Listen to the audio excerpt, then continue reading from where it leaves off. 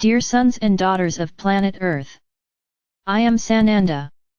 Of course, I will not stop being grateful once again for being here. This week, for you on your planet, is a week of good energy, I can't deny it. Families get together, exchange gifts, it is a date experienced by the entire planet. I'm not going to stay here repeating myself about the date. The subject has already been talked about a lot, so I won't repeat something that has already been said.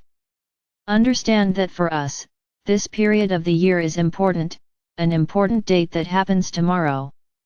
This day is an important day, the day your planet changes its position in relation to the Sun, and this brings a new climate, new times within the seasons in which you live. So it's a new cycle, a new phase for the planet. I can say, one side of the planet is cold, the other side will be hot, both will be at extremes, it will be a very uncomfortable time. No, we are doing nothing about that. With each passing year, its winters become more rigorous and its summers too, due to the imbalance caused in the planet's atmosphere. Then you will feel more and more problems, the discomfort will be greater. It's not up to you to complain, to blame anyone. Everyone is to blame. If we are to point the finger, everyone is to blame. So now is not the time to look at the past and judge anyone, the time is to look forward and try to understand and learn about what to do to change all of this.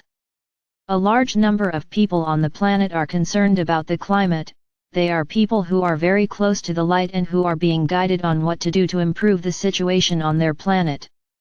Unfortunately, they are not in large numbers, because their governments are not interested in acting correctly in relation to the climate. So who will pay for all these decisions? The most humble, the weakest, because the strong move, they have comfortable, refrigerated houses or in the opposite direction, well heated, comfortable. But the large population is not prepared for all this. So it will really be a very difficult time and every year it will get worse, because nothing is done, everything only gets worse. Now if you take concrete actions, then yes, you will regain balance, slowly, but you will. Understand, even with the awakening of humanity, nothing will happen like the snap of a finger, everything will have to be very well outlined, very well planned by you, for things to happen satisfactorily. What will change is people's understanding, nothing more. If you ask for help, you will have help from the galactics to resolve much of your planet. And they are eager to provide such help, but it will all depend on you. But what is expected is that with the great change, the ruling and thinking heads of this great planet will turn to the planet, turn to the people. We just cannot forget that it is not just a thinking head that makes the whole. Yes, laws can be defined, they can be enforced, but not everyone follows the law. So it will still take some time for the vast majority to absorb the proposal that will be made. And I can tell you, the proposals will not be accepted easily. Because there will be a lot of loss, there will be no more greed, nor the flow of rivers of money into their pockets, this will no longer please many people. So don't expect that the simple fact of humanity's awakening will immediately bring the solution to everything. Let's say there will be understanding, there will be conscience, there will be truth, and from then on, you will be able to make decisions. All united by a single purpose, it will make the planet accelerate, it will make the planet change. But this has to be defined by the majority, not by a minority, because then it will take a long time. There have always been rebels, those against it, and they will continue to exist, trying not to apply what is being defined by those in power. So, don't expect the solution to everything with awakening. Yes, wait for conscience, wait for the truth, wait for equality, but not the solution to all problems. Because this will depend, a lot, on each one of you. Each one will emanate what they want, and when you come together, you will emanate this to the whole, and then things will begin to change. Those opposed, those revolted, will end up succumbing. But it won't be an easy process. Don't think that they will hand over everything peacefully, because it won't be like that. No, I'm not saying the world will turn into total chaos, but it won't be an easy time. Many remain under the illusion that it will be a time of joy and love. Understand, it will be the time when each one will make that choice between the wheat and the chaff count. Then whoever is wheat will come closer and closer to wheat, and whoever is tares will come closer and closer to the tares. But nothing will happen with an open heart. There will be struggle, there will be revolt, but you need to be ready for that. No one will be affected.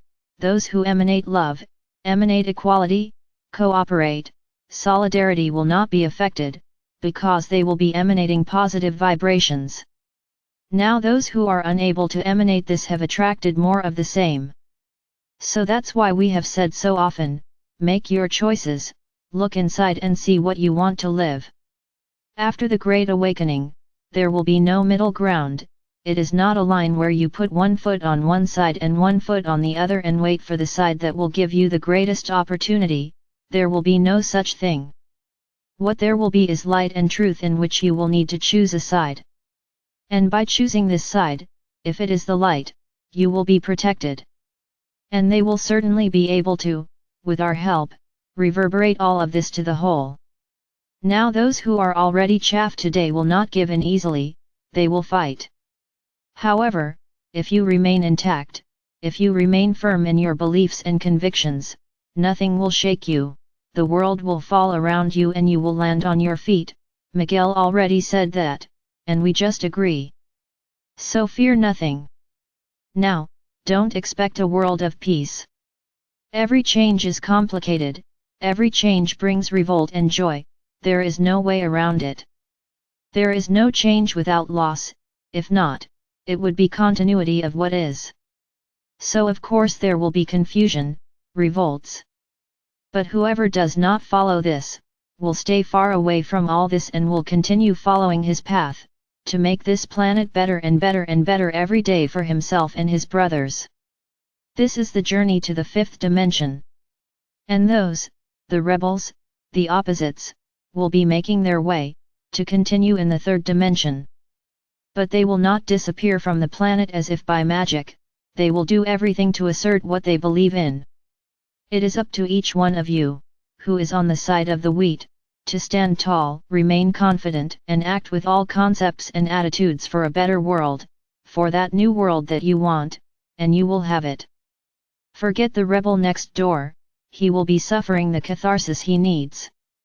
He may even wake up and one day, who knows, come to the wheat side. It's not impossible.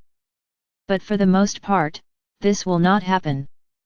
Whoever is tares today will remain tares tomorrow. Believe this, there is no changing it, is very difficult. So live these changes that start tomorrow. Live this new cycle, without revolt, without blaming anyone for anything, not the planet, not God the Father or Mother. You are just reaping what you sow, that's all.